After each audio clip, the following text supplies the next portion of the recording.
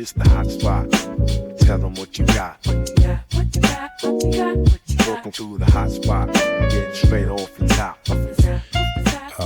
People say, well, I need evidence. I need proof. And again, the guy that I was just referencing earlier, the Cliff Nechtel, I mess up his name, but he says nobody operates off of 100% proof ever.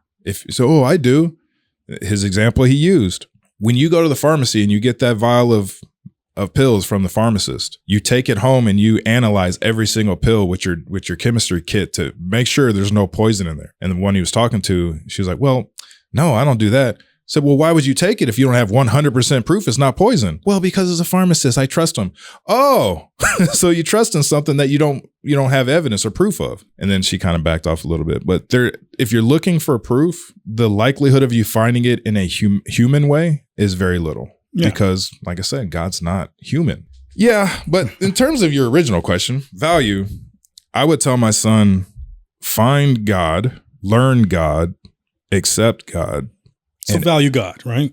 Yeah, God should be number one value in every man's life. I don't know if you're aware of this, but even in the Bible, or any of the viewers, because I damn sure wasn't. You know how they always say man should be in charge of everything? We even say that. Yeah. Right? You know where that comes from? That comes from God. God said it's God over Christ, Christ over man, man over women, women over children. That's the order. That's the natural order. Natural order things, yeah.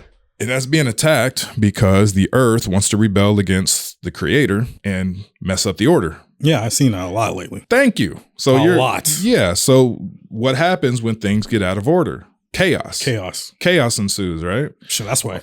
Yeah, go ahead, man. That's pretty much what I love this. What I go outside, man. It's just, to me, it's just chaos, man. It's like you're scared to talk to people. You're scared to say something. You can't even verbally say things anymore. Mm-hmm. Free speech is just like kind of dwindling in a sort of way. As a person, I guess you would say, it just feels like chaos all around you in a sort of way. I'm not person that thinks about energy or anything like that. Oh, but that's what it just hits me. And I don't know, for some reason, I know you say I'm isolated and so, but I'm just okay just staying in this little bubble now. Before I want to exit this bubble, yeah, but now I just want to stay in this bubble. Like it's safe in the bubble.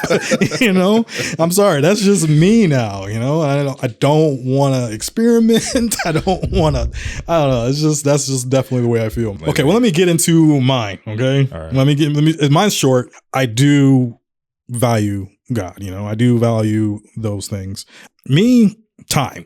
Time is very important. And I think men should definitely value their time because I think time is the best. I would say it's like what makes us men. I know it sounds universal. Women, they can have time too, but men, we operate in time. You're welcome, women. You can have time. We shouldn't just easily give though, you know? Mm-hmm. You know, as men, we understand that in order to get somewhere, it takes time. In order to develop relationships, takes time. So you have to actually value time, and time actually works in our favor because, in a biological level sort of way too, because, again, my birthday, it made me really think about this kind of stuff because I'm like, man, where did the time go? You kind of reflect on all those years and you think about right now. And, the funny thing is my nephew's girlfriend, she said she thought I was 30 years old, and I was like, girl, I'm 32. What are you talking about, man? I kind of smiled and I was so happy. She said, you're that age? I was like, yeah, I get that a lot, and I think, maybe genetics in a sort of way, well, actually genetics all the way. It's practically part of our family. We don't look old. I think that, time is one of the biggest things that I've learned. You just don't give it, you don't just give it away freely. You have to actually value it, and you have to understand that when you're working, it takes time, of course, to build up whatchamacallit, and it works in your favor. As long as you're consistent with time, it equals results. You work plus time equals results. So if men follow that formula, then I think they're definitely. I think that's one of the biggest things that I would tell my son if I ever do have one. But yeah, I would definitely tell him. Let me ask you this: Would you say you value time the most because we have a finite amount of time, or like what is it that you're saying is the reason why you value time the most? Like for what reason? Like I said, I think it's because it works more in favor of men. Other than women on a biological level, it doesn't work for them, But with us, it works as biological. It works with us when it comes down to working. It works because, we can work almost all the way to the point we're dead. And maybe women can do it too, but can they do it at the same capacity? Not really. And like I said, if you're also, if you learn to be patient in time, things will actually, it's just time works almost in every category of our lives when it comes down to being a man. Yeah, but if you said, oh, I value money, or I value cars, or I value women, or I value, like, what is it about time that is the most valuable aspect? Like, why pick time? Is it because it just works with us? And I think that is, I guess you could say, a gift for men, because like I said, in order to get where you need to be at, it takes time. It takes, of course, takes money and all that kind of stuff. But how do you make money? You got to use time. You got to put time into work. You got to put time into relationships when you're trying to build it in a sort of way, You got to put time into your kids. You got to put time into your work. I don't really technically pay attention to the time. When you're going day to day, you have to just make sure you're using it in a valuable way.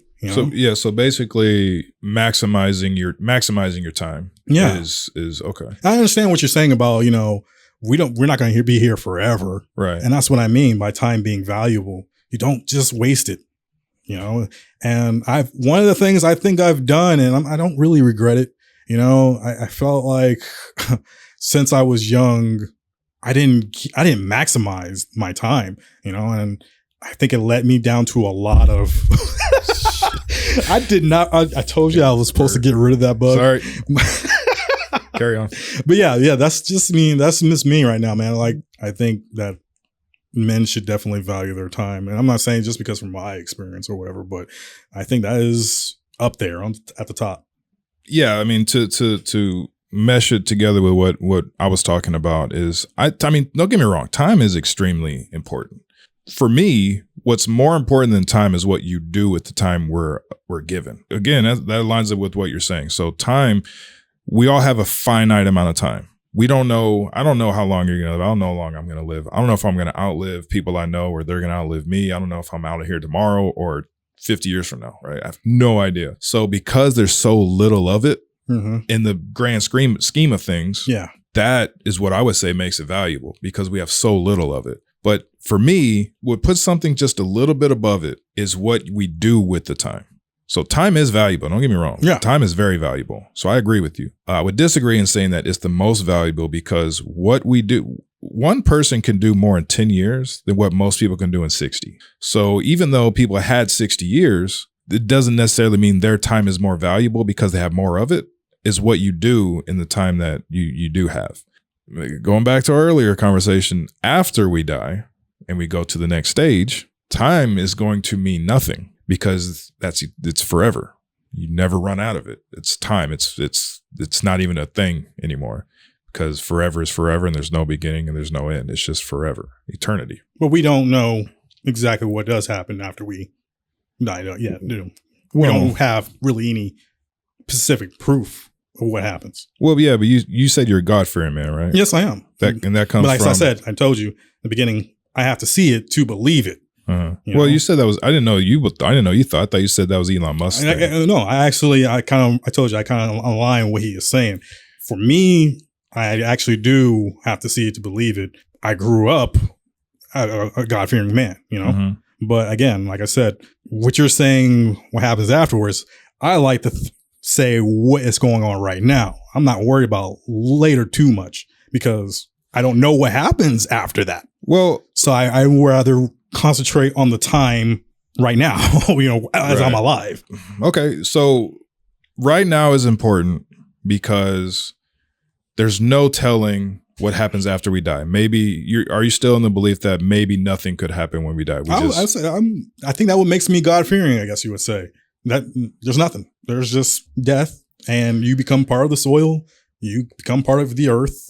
Does reincarnation happen? I don't know. I mean, why would that word exist if it's true or not? I don't know. The same reason why the word transsexual exists. because people just make shit up. Mm. So you do you? I'm just asking. Do you or do you not believe in God? I told This you. is not a judgment. I told you. I am a God-fearing man. Right. So you do believe in God. I guess there is a limitations to it, I guess you would say. Okay. So where? Because again, science, physically, everything to me happens for a reason.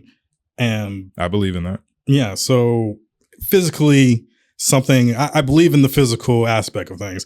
How it's made, why it's made, if we can, get objective data, because I'm an objective man, I would say. Mm-hmm. If I can get actual proof, the facts around this idea, okay, then it's true. It is a fact. But we don't have any data or anything what happens after your time is up. Okay, so where would you get your belief in God from? Like what was it that made you say God is real other than a family member told you about him? Man, you're getting deep. I mean, like I said, it's death, I guess you would say, funerals, But death would never. I would say, like almost any other person, death would scare you. But what happens afterwards? Will I go to hell? No, I've seen movies. I've seen all kinds of that's all made descriptions. Yeah. I've seen. But I'm talking about you believe in God. Where does that belief stem from? Other than a family member said God is real. I would say it's just like I said, death. If God created man, and he only set this amount of time for us. Mm-hmm. Like I say, if he created everything, if he created the world, created the galaxy, created everything, okay, Mm-hmm. it stops. He must have said that, okay, at this point, it stops. Mm-hmm. So I guess that's where it really stems from. So you believe in God, but you're not 100% convinced. Is that right? I haven't seen him. I haven't heard a voice or anything like that. Well, let me ask you this, because this is, I think, where the route most people take is, have you looked? Look for God? Yeah.